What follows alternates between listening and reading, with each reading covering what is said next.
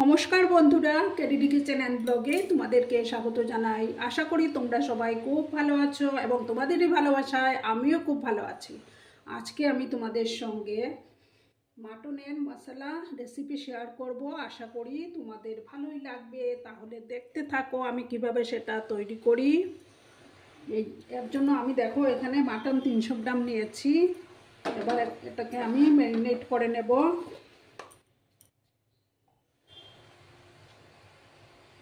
সামান্য একটু হলুদ গুঁড়ো দিলাম,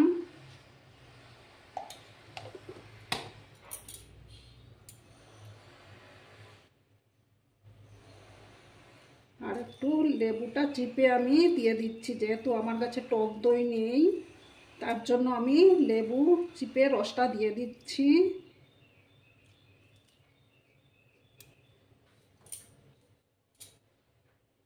তারপর আমি আদা রসুনের পেস্টটা দিয়ে দিলাম।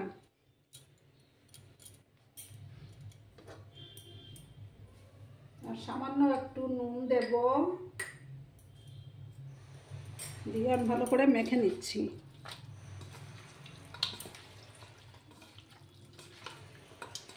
দেখো বন্ধুরা, আমি প্যানটা বসিয়ে দিয়েছি। এবার আমি তেল দেব।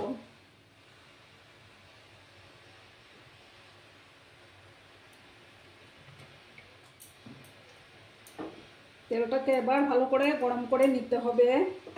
বন্ধুরা, বাইরে থেকে একটু আওয়াজ আসতে পারে, তোমরা ম্যানেজ করে নিও, একটু মিস্ত্রিরা বাইরে কাজ করছে তাই।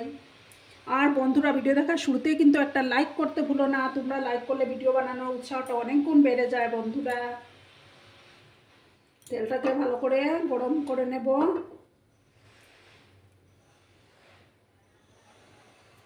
দেখো বন্ধুরা, তেলটা গরম হয়ে গেছে। এবার আমি সামান্য হলুদ গুঁড়ো দিলাম, দিয়ে এবার আমি আলুটাকে লাল লাল করে ফ্রাই করে নেব।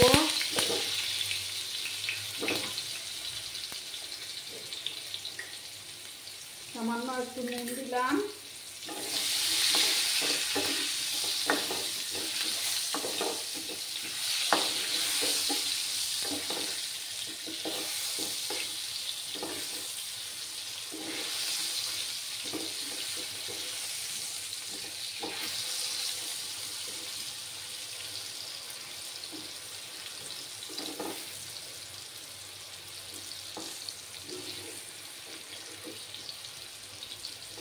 আলুগুলোকে আমি ভালো করে ফ্রাই করে নেব।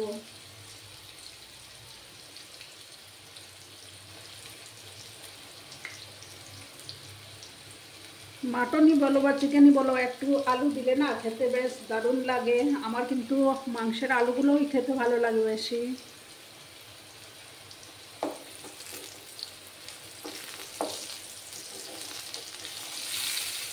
এগুলো নতুন আলু, বেশিক্ষণ সময় লাগবে না ফ্রাই হতে।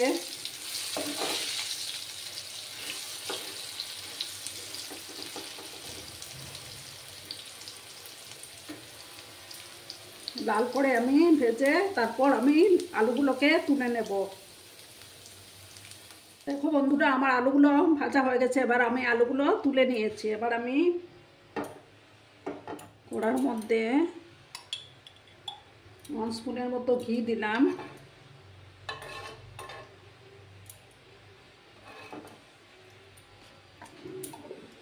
গ্যাসের আঁচটাকে আমি একটু কমিয়ে দিয়েছি, লো করে দিয়েছি।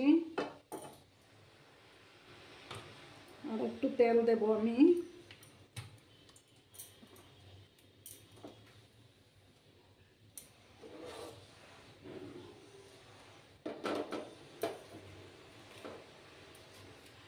দুটো তেজপাতা দিলাম,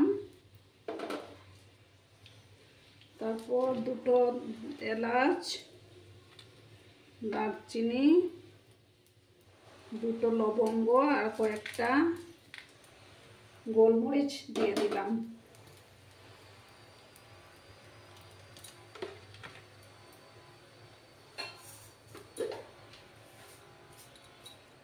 আর সামান্য গোটা জিরে দিলাম আমি।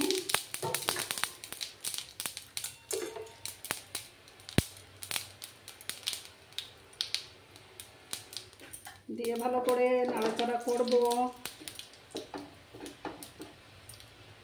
এবার আমি এখানে দেখো 3টা পেঁয়াজ কেটে রেখেছিলাম, সেই পেঁয়াজগুলো দিয়ে দিচ্ছি।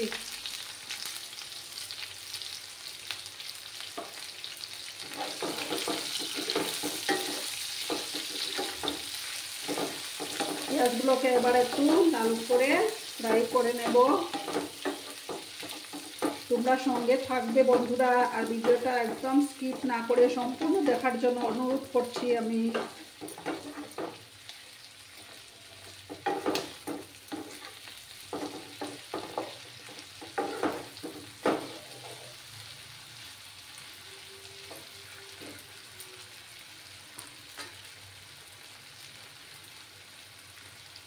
পেঁয়াজটাকে আমি লাল লাল করে ফ্রাই করে নেব।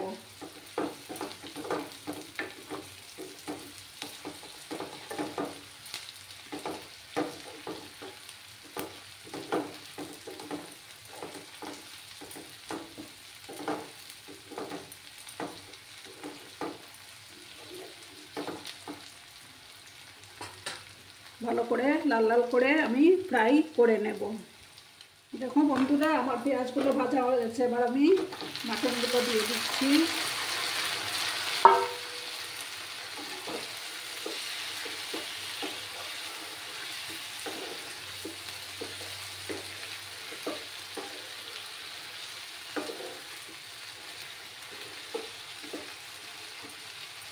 এবার আমি এটার মধ্যে পরিমাণ মতো হলুদ গুঁড়ো দেব।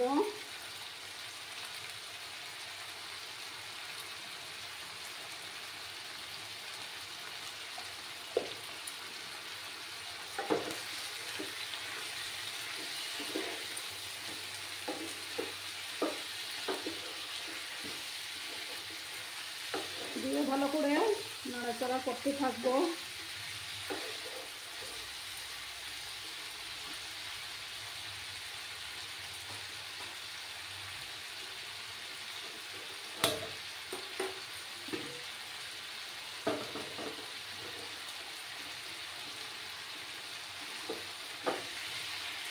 এবার আমি একে একে সব মশলাগুলো দেব।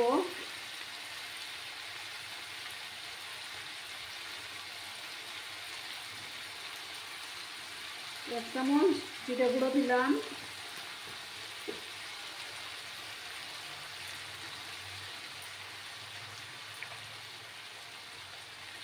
হাফ চামচ ধনে গুঁড়ো, তারপর আমি দেব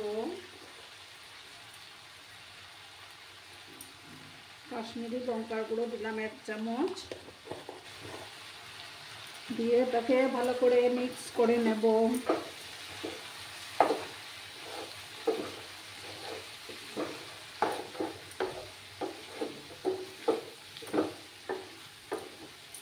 মশলাটাকে ভালো করে কষিয়ে নিতে হবে।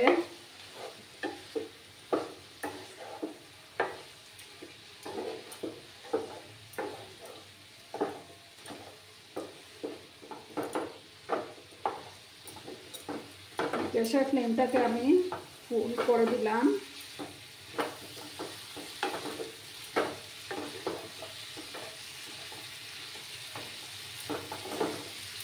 ভালো করে যত বেশি কষাবে তত বেশি টেস্টি হবে।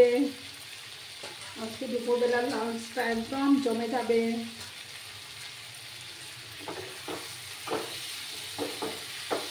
সব বন্ধুরা চলে এসো।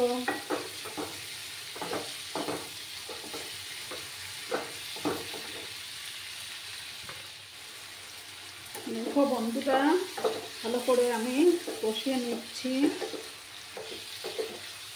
এবার আমি আলুগুলো দিয়ে দেব।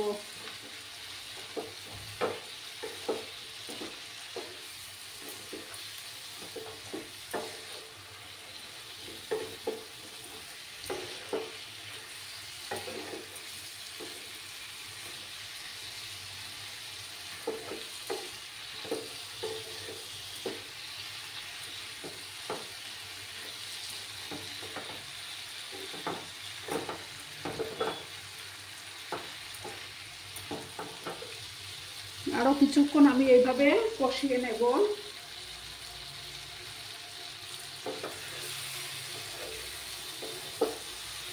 খুব সুন্দর একটা ফ্লেভার বেরিয়েছে বন্ধুরা।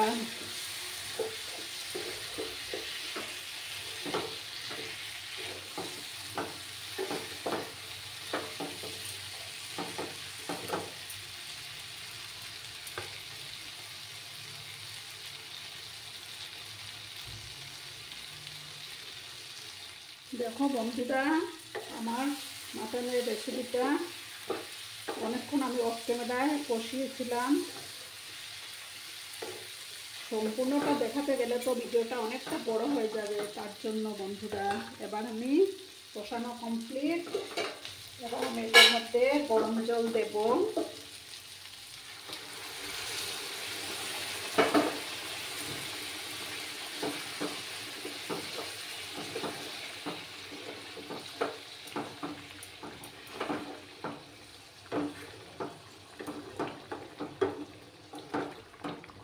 গরম জল দিলে তরকারির টেস্টটাও বেড়ে যায়, প্লাস আমার মাটনটাও ভালো করে সেদ্ধ হয়ে যাবে।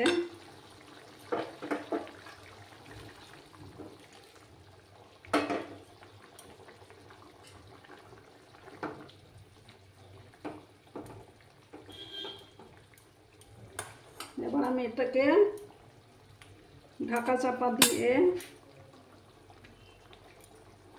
7-8 মিনিটের মতো রাখবো। গ্যাসের আঁচটাকে আমি লো করে দেব। গ্যাসের আঁচটাকে লো করে দিলাম। তারপর 7-8 মিনিট পরে আমি ফিরে আসছি। বন্ধুরা, 5-7 মিনিট পরে আমি ফিরে আসলাম। আমার মাটনের রেসিপি অলমোস্ট রেডি হয়ে গেছে। এবার আমি এটার মধ্যে গরম মশলা অ্যাড করে দেব। এই যে শাহি গরম মশলা অ্যাড করে দিলাম।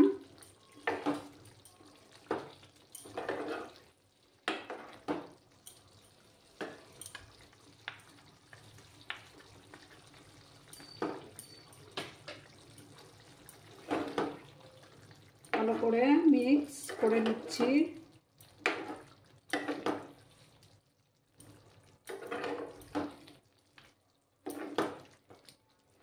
এবার আমি গ্যাসটা বন্ধ করে দেব।